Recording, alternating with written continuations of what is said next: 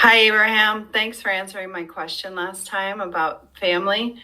And I'm curious now about the difference of our connections with friends versus family. With this family question, I had wanted to know how to get them to leave me alone without being mad. But you pointed out that if I do the work, I can match up with them. There's good in everyone. I understand that. But last December, when I had questions about a friend group, you said it might be best to move on from those friends. Of course, I could do the work and still be around them, which I am somewhat, but I wouldn't attract them to me now because I've changed. But I wonder about family and why it's so important to maintain those relationships.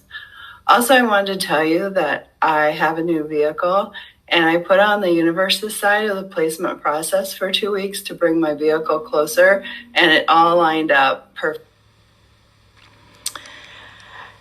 You're raising a very important question here because it sounds as if we gave you a different answer to the same question. Only one was about family and one was about friends.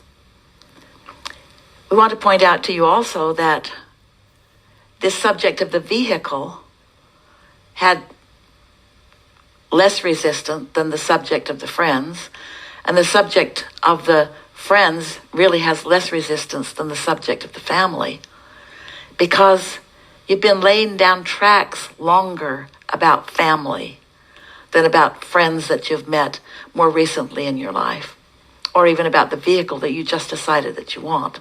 So that's one element in this, but stick with us for a little bit. We can clarify this for you.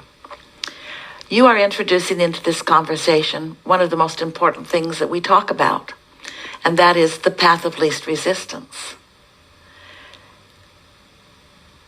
The path of least resistance. So, when you are bumping up against things that get your attention, that your inner being is not joining you in, you feel negative emotion. That's always what negative emotion is.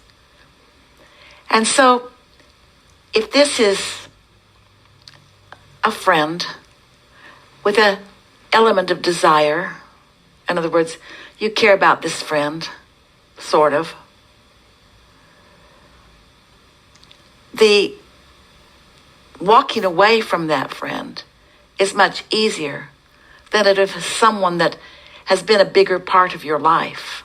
So again, we're talking about that tug of war, aren't we?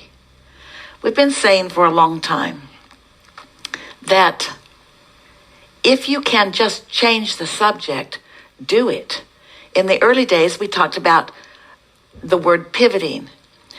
I know what I don't want. I know what I do want. When I'm focused upon what I don't want, it doesn't feel good. So pivot, focus on what you do want, which is easier said than done, you tell us often. So we're pointing out to you that if you can just change the subject, then by all means do that. And we know for sure that it's easier to change the subject about a casual acquaintance than it is a dear, dear friend. And family usually falls into the category of the dearest of the dearest of the dearest of the friends, because it's been part of your life experience longer. Path of least resistance. If you can focus away from the subjects that annoy you with anything, then your point of attraction shifts and that annoyance will no longer come to you. It's going to sound to you like we're off the subject, but we're really on the subject, but it will be easier for you to hear it with this conversation. People would ask us, Abraham, if well-being is all around, then I don't need insurance, right? Like automobile insurance or fire insurance or earthquake insurance, and we say, well, it depends upon how you feel. If you feel utter well-being, then insurance wouldn't make you feel better.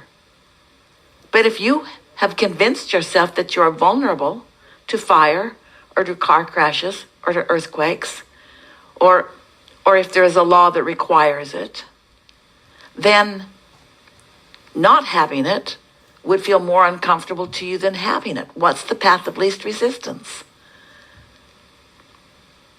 If it feels like something that you really don't need and is a waste of money, the path of least resistance is don't get it. But if you feel vulnerable in not having it, then the path of least resistance is getting it. What we're talking about all day, every day, is that there's not a right and a wrong answer to the questions. It's what is the path of least resistance? And the thing that we are developing here strongly in this conversation, we've said it to you for years, but we're really saying it to you today. Your path of least resistance is always to go where your inner being is. And your inner being has always easily gone to where your desires are, to who you really are. Your inner being does not struggle with the resistance you struggle with, because your inner being has practiced the vibrational frequency of love, not hate, and so on. We know that you're brilliant, and you will be able to piece all of these seemingly mixed up pieces together. This was a very good conversation.